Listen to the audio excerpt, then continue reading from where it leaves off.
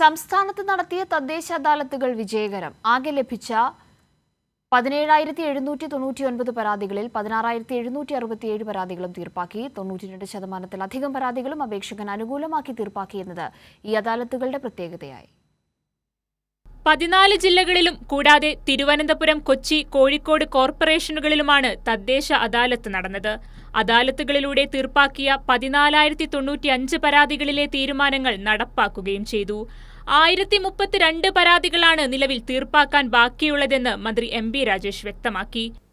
ആകെ ഈ 17 അദാലത്തുകളിലായി 14 ജില്ലകളിലും തിരുവനന്തപുരം, കൊച്ചി, കോഴിക്കോട് കോർപ്പറേഷനുകളിലുമായി 17 അദാലത്തുകളിലായി 17,799 പരാതികളാണ് ലഭിച്ചത്. 17,799.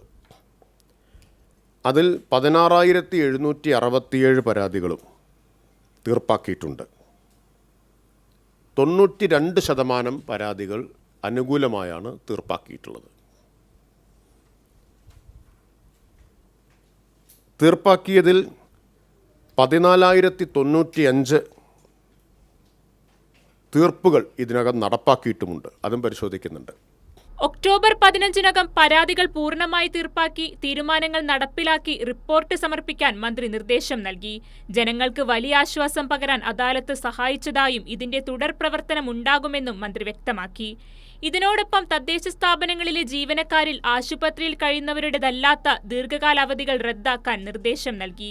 അനാവശ്യ അവധി തദ്ദേശ സ്ഥാപനങ്ങളുടെ പദ്ധതി പ്രവർത്തനത്തെ സാരമായി ബാധിക്കുന്ന പശ്ചാത്തലത്തിലാണ് തീരുമാനം.